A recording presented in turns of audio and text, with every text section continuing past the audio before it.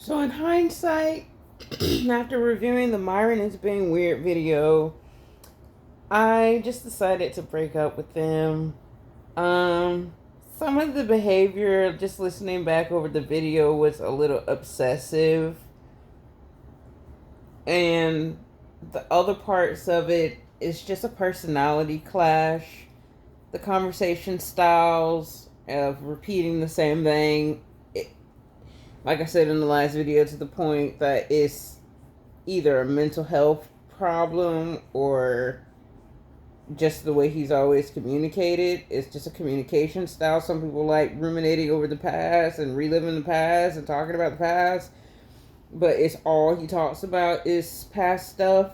It's like there's no room to build new things because when you do, he's just going to talk about it for the next 4 years. Like he's still talking about the same conversations we had 4 years ago when we first met. Like he just sprinkles all those conversations into current life instead of having a new life and just moving on as normal people do. So like he's just not up my alley. He's not really my type. He's like he walks like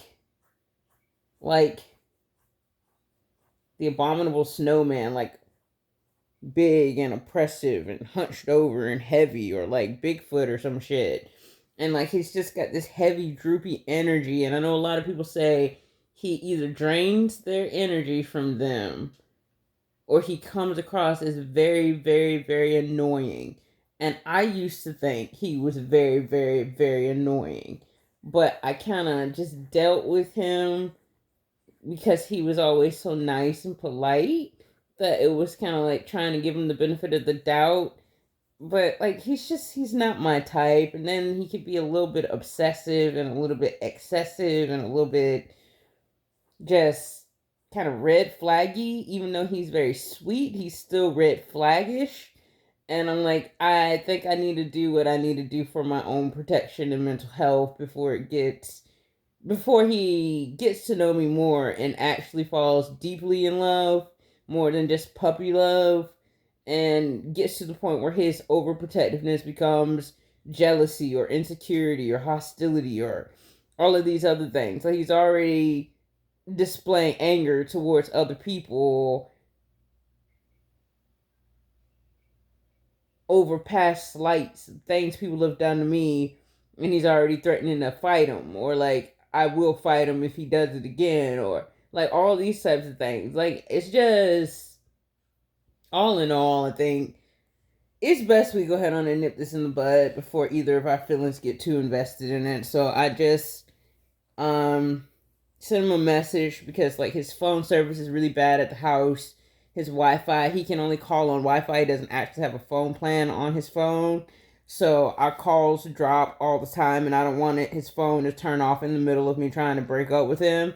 So I just sent him not a long, but a detailed text message talking about all the stuff I already had to say and how I actually felt a little frightened by the fact that he kept blowing up my phone the day that I was walking because it felt obsessive. And I was like, there's no way you need to talk to me that bad. If I'm not picking up after the first phone call, you don't call 3 more times in a row. Like, that is weird behavior from anybody. And I think that is the biggest red flag of all. Even though he apologized, it's the fact that he did it that has me concerned.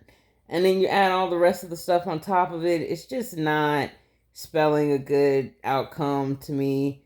So I have officially broken up with him. You know, it's one of those things. I've dated like 9 guys in the last 4 years, whether it only be a couple of days or a couple of months, or, you know, none of them lasted more than like 2, 3 months because they just weren't my type. But I'm having difficulty finding anyone that's my type. Johnny is the closest one to being my type of anyone I've met. And like I said, due to circumstances and stuff like that, we just didn't work out.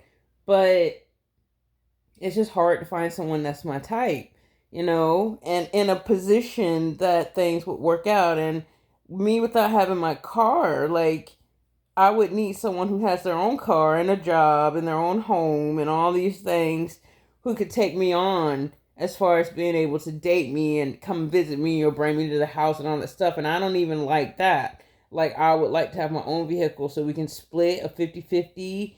So I think I'm gonna just take a step back from dating myself right now. Because it's been 4 years looking and looking and looking, and it's just not sticking. So maybe I need to just sit with my own self for a little while, sit with my own thoughts, and just focus on me for a little while. Maybe that's what I need to do. Just take a step back from the dating scene. I mean, now I remember why I was celibate for all 11 years straight.